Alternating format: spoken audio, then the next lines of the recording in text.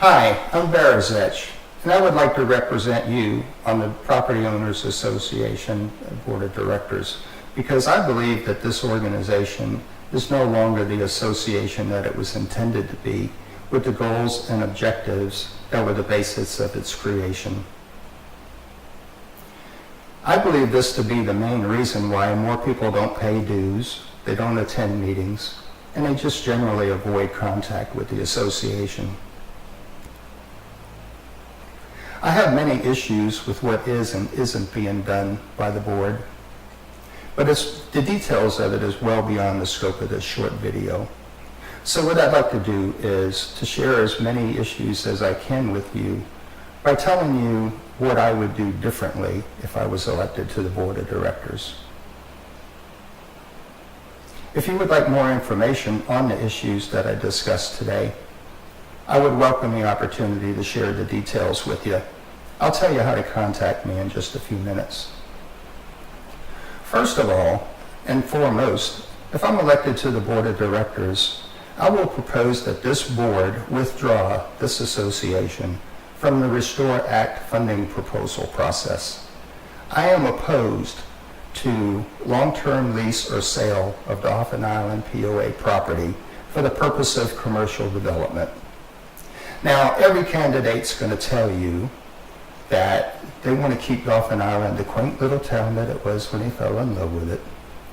But if you look at the voting records in the meeting minutes, it paints a different picture.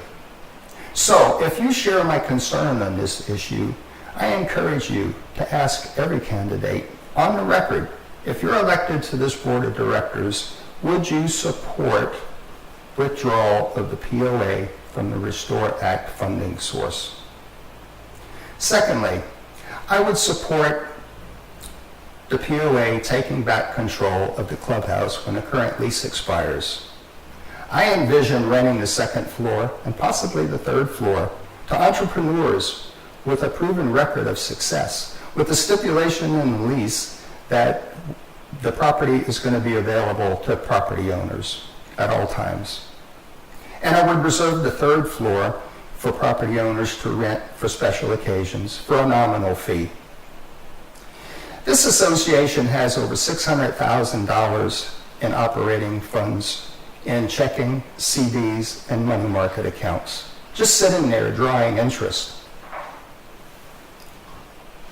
We are by definition a nonprofit organization, but this board is reluctant to spend money on anything that doesn't serve their best interest, rather than spending that money on serving the best interests of the membership and the community. That's why if I'm elected to the board, I would advocate for the allocation of POA funds for the repair of our Dauphin facilities, to make and keep them safe for use by property owners, and to make them facilities that the property owners would be proud of. And lastly, I would reach out to all property owners more often than once a year when it's time to send out ballots and to remind everybody it's time to pay dues. Periodic newsletters inform people of what the POA is doing for them. It stimulates interest. It gives people a feeling of belonging, and it encourages them to get involved in the issues involving the POA. My time is almost up, and I barely scratched the surface of the issues that I want to talk about. But I'd like to close by sharing with you what one candidate told me. He said, "Barry, this election is not going to be about issues. It's going to be the same popularity contest that it's been in recent elections." Well, I intend, as do other candidates in this election, to make this election about issues, and we need your help to do this. Please don't just vote for somebody because you've known them for years and they're a good person. Ask them what they're going to do for you if they're elected to the board. Ask them where they stand on these issues, and then make your decision. I hope you will vote for somebody that's trying to do the right thing and to bring back the goals and objectives that were the basis of the foundation of this organization. I told you earlier I would let you know how to get in touch with me.